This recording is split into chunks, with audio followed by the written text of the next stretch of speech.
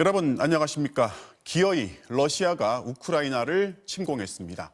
푸틴 대통령이 돈바스의 주민을 보호하기 위해 특별 군사작전을 선포했고 그 직후 우크라이나 주요 도시와 항구에서 동시다발로 불꽃이 일고 포성이 울렸습니다. 돈바스를 보호한다면서 우크라이나 전 지역의 침공이 시작됐지만 정작 러시아는 우크라이나 점령 계획은 없다고 했습니다. 먼저 종합적인 현재 상황을 임소정 기자가 보도합니다. Мною принято решение о проведении специальной военной операции. Ее цель – защита людей. 러시아 현지 시각 오늘 새벽 5시 50분 푸틴 대통령의 특별 군사작전 선포. 돈바스 지역의 주민들을 보호하기 위해서라며 우크라이나 점령 계획은 없다고 밝혔습니다. 이어 누구든 러시아를 막으려 한다면 이제까지 한 번도 본 적 없는 결과로 이어질 것이라 경고했습니다. Кто бы ни пытался помешать нам, должны знать, что ответ России будет незамедлительным и приведет вас к таким последствиям, с которыми вы в своей истории. 하지만 푸틴의 선언 직후 우크라이나 수도 키예프, 동부 내륙 하르키우와 드니프로, 서남부 이바노프 란킵스크에 미사일이 날아들었습니다. That's a missile! That's a missile! 서방국 대사관 직원들이 대피한 폴란드 국경 도시 르비브 인근 지역에서도 폭발이 발생했고 남부 해안 도시 마리우폴과 베르단스크, 오데사에는 러시아군이 상륙했습니다. 북쪽의 벨라루스 국경과 남쪽의 크림반도 국경에선 장갑차와 군용 차량들이 줄지어 이동하는 모습이 포착됐습니다. 러시아 국방부는 고정밀 무기로 우크라이나의 군사 기반 시설만을 공격 중이라며 민간인을 위협하는 것은 아무것도 없다고 강조했습니다. 오늘 공습으로 발생한 사상자는 지금까지 알려진 것만 최소 8명 이상이라고 외신들은 보도했습니다. 사상자가 군인인지 민간인인지는 아직 알려지지 않았습니다. 순항 탄도미사일 등 미사일 공격을 받은 건 수도 키예프, 상업도시 하루키우 등 3곳입니다. 이 밖에 푸틴 대통령이 군사 진입을 허락한 동부뿐 아니라 서부 르비브 인근 지역까지 폭격과 폭발은 우크라이나 영토를 가로질러 발생했습니다. 남부 도시에선 해상군이 상륙했고 남쪽 국경 크림반도, 북쪽 벨라루스 국경을 통해서는 군용 차량 등 지상군을 진입시켰습니다. 사실상 우크라이나 영토에서 전방위전을 펼치고 있는 건데 특히 수도 키예프가 공격을 받았다는 점에 우크라이나는 큰 충격에 빠져 있습니다. MBC 뉴스 임소정입니다. 네, 제한적이지만 현지 언론이나 주민들이 촬영한 영상이 우리가 접근할 수 없는 우크라이나 상황을 전달해주고 있습니다. 특히 수도 키예프의 상황이 심각한데요. 화염과 포성이 덮친 현지 상황을 손영 기자가 보도합니다. 번개가 내려치듯 밤하늘이 번쩍이더니 곧이어 천둥 소리 같은 굉음이 울립니다. 미사일 소리와 함께 주택가에 위치한 건물에 불꽃이 일며 폭발합니다. 수도 키예프뿐 아니라 중부 미흐로로드, 동남부 마리아폴까지 새벽 사이 러시아군의 기습 공습은 우크라이나 전역으로 이어졌습니다. Сегодня случился самый страшный рассвет в моей жизни. Я в 5 утра просто встаю с кровати, слышу череду выстрелов, бегу на балкон. 러시아 전투기와 탱크도 도심 곳곳에서 목격됐습니다. 외신 기자도 러시아의 공습 소식을 긴급 타전한 뒤 bang right here behind me. I told you we shouldn't have done the live shot here. There are big explosions taking place. 곧바로 방탄조끼에 헬멧까지 착용하며 전시 상황에 대비했습니다. 우크라이나는 공습 경보와 함께 대공방어 시스템도 가동했지만 러시아의 공습을 막기엔 역부족이었습니다. 우크라이나 상공은 마비됐습니다. 계엄령 선포 말곤 할 수 있는 일은 없었습니다. Сьогодні від вас, від кожного з вас потрібно спокій. По можливості залишайтесь, будь ласка, вдома. Ми працюємо. Армія працює. Працює весь сектор безпеки і оборони України. 은행과 주유소에는 현금과 연료를 확보하려는 사람들이 몰려들었고 피난 행렬로 서쪽으로 이어지는 주요 도로는 마비됐습니다. 이번 전쟁으로 500만 명 이상의 난민이 발생할 수도 있다는 우려도 나오고 있습니다. MBC 뉴스 손영입니다. 네, 이번에는 우크라이나에 체류 중인 한국 국민을 연결해서 현재 상황이 어떤지 직접 들어보겠습니다. 저희가 수도 키예프 탈출을 준비하고 있는 교민들과 연락이 닿았습니다. 이덕영 기자입니다.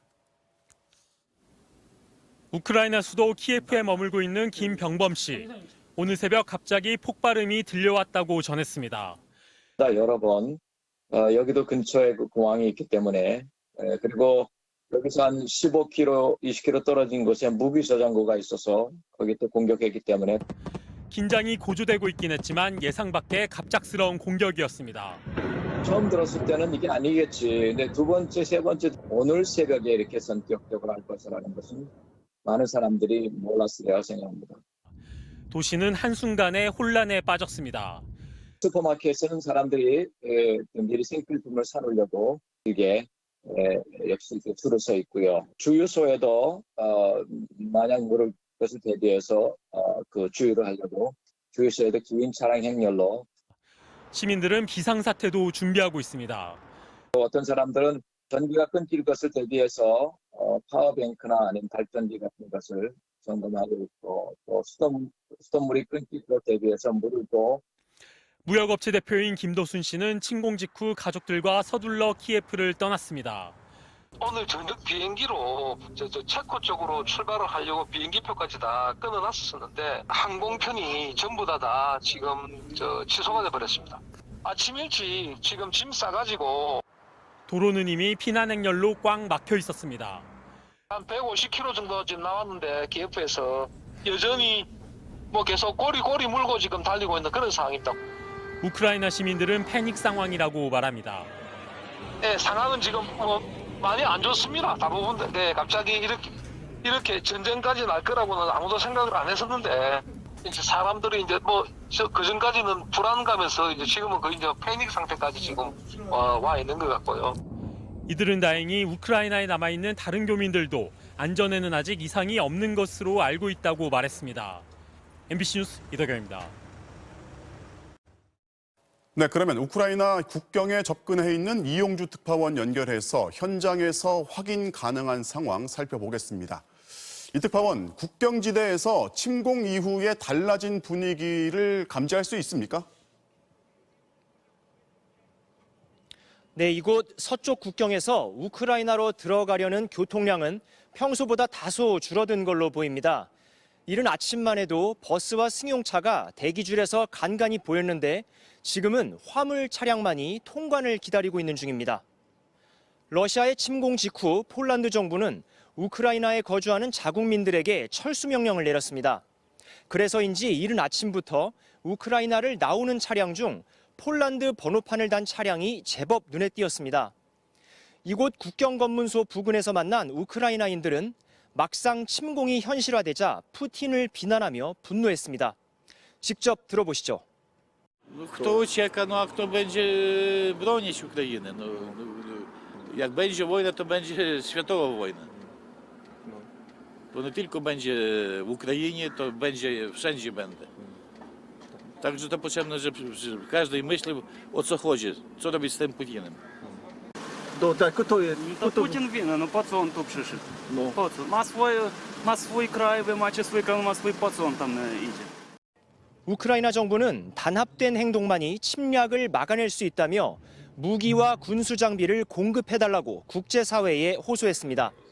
젤렌스키 대통령은 서방 각국 정상과 통화에 지원을 요청했고 반군이 장악하고 있는 돈바스 지역을 제외한 국토 전역에 계엄령을 선포했습니다. 지금 이 특파원이 이제 우크라이나로 들어갈 수가 없는 상황인데 바로 옆에 있는 우크라이나 도시가 공격을 받았다고요? 네, 이곳 검문소에서 동쪽, 그러니까 우크라이나 수도 키예프 방면으로 80km 정도 거리에 르비브라는 도시가 있는데요. 미국 등 서방 나라들이 키예프에 있던 대사관을 임시로 옮긴 곳입니다. 오늘 새벽 르비브시 바로 옆 지역에서도 폭발음이 들린 것으로 전해졌습니다. 르비브시 안에서도 폭음이 있었다는 외신 보도도 나왔지만 현지 매체에선 아직까지 관련 뉴스는 없습니다. 다만 르비브 시내에서는 오늘 아침부터 사이렌 경보가 자주 울리고 있다고 합니다. 러시아와 반대편인 서부 지역까지 공격을 받았다는 보도에 우크라이나 주요 도로에는 피난 행렬이 몰리고 있는 것으로 알려졌습니다. 우크라이나 현지 공항은 미사일 공격 위협으로 사실상 마비 상태이며 폴란드 국적기는 오늘부터 운항을 잠정 중단했습니다. 지금까지 메디카 국경 검문소에서 전해드렸습니다. 전쟁을 막기 위한 노력을 비웃듯 러시아는 유엔 안전보장이사회가 긴급회의를 끝내자마자 침공을 감행했습니다. 국제사회는 일제히 분노하면서 그 책임을 반드시 묻겠다고 경고했습니다. 워싱턴을 연결합니다. 김수진 특파원. 자, 바이든 대통령이 강경한 입장을 발표했는데 그 내용부터 정리해 볼까요? 네, 바이든 대통령은 즉각 성명을 내고 러시아의 침공을 비판했습니다. 부당한 공격이라면서 죽음과 파괴의 책임은 온전히 러시아에 있다고 비난했습니다. 그러면서 미국과 동맹국들은 단호하게 책임을 묻겠다고 했는데요. 워싱턴 이제 아침 6시로 이른 아침입니다. 바이든은 곧 G7 정상들과 화상회의를 하고 러시아를 향한 전면적인 제재안을 논의해서 발표할 예정입니다. 유럽연합도 지금까지 본 적 없는 가장 강력한 제재를 채택할 것이라면서 러시아를 강도 높게 비난했습니다. We condemn this barbaric attack and the cynical arguments to justify it. It is President Putin who is bringing war back to Europe.